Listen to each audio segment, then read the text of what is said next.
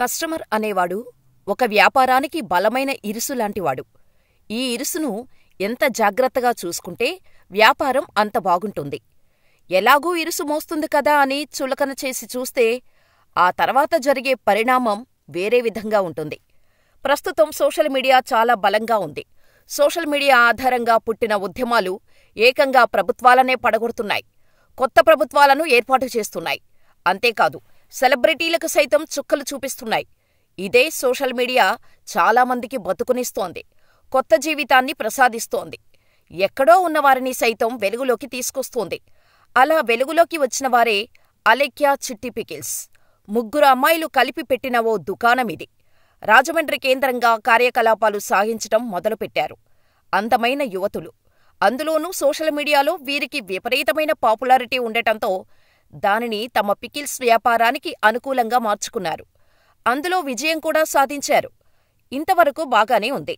కానీ ఎప్పుడైతే నోటి దురుసు ఇందులోకి ప్రవేశించిందో అప్పుడే తేడా కొట్టేసింది.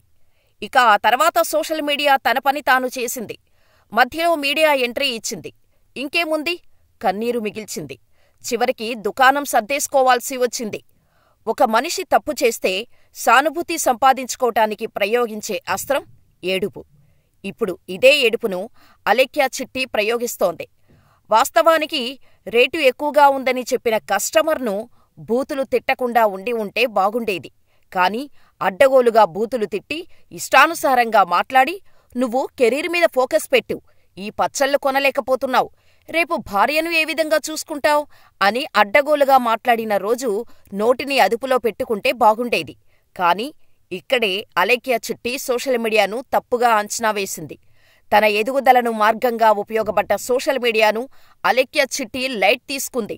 ఫలితంగా ఇప్పుడు దాని తాలూకు ఫలితాన్ని అనుభవిస్తోంది. అందుకే అంటారు, పెద్దలు నోటి దురుసును తగ్గించుకోవాలి అని, మాట తీరును పెంపొందించుకోవాలి అని. ఆ విషయాన్ని అలేఖ్య చిట్టి విస్మరించింది. ఇప్పుడు తీరిగ్గా ఏడుపు లంకించుకుంది. దానికంటే ముందు ఒక క్షమాపణ కూడా చెప్పింది. ఈ క్షమాపణ చెప్పే విషయంలోనూ ఎంతోమందిని తను తిట్టానని, వారందరూ తనను క్షమించాలని కోరింది. అంటే నడమంత్రపు సిరితో నాడమాత్రపు వ్యాపారంతో అలేఖ్య చిట్టి అడ్డగోలుగా మాట్లాడిందన్నమాట. ఇలాంటి వారి దగ్గర పచ్చళ్ళు కొనడం కంటే బ్లాక్ చేయడమే ఉత్తమం, నిరసన తెలపడమే ఉత్తమం అని నెటిజన్లు భావించి ఆమెపై ఉద్యమమే చేశారు. అందువల్లే అలేఖ్య చిట్టి వ్యాపారాన్ని మూసుకోవాల్సి వచ్చింది. చివరికి సోషల్ మీడియా అకౌంట్లను క్లోజ్ చేసుకోవాల్సి వచ్చింది.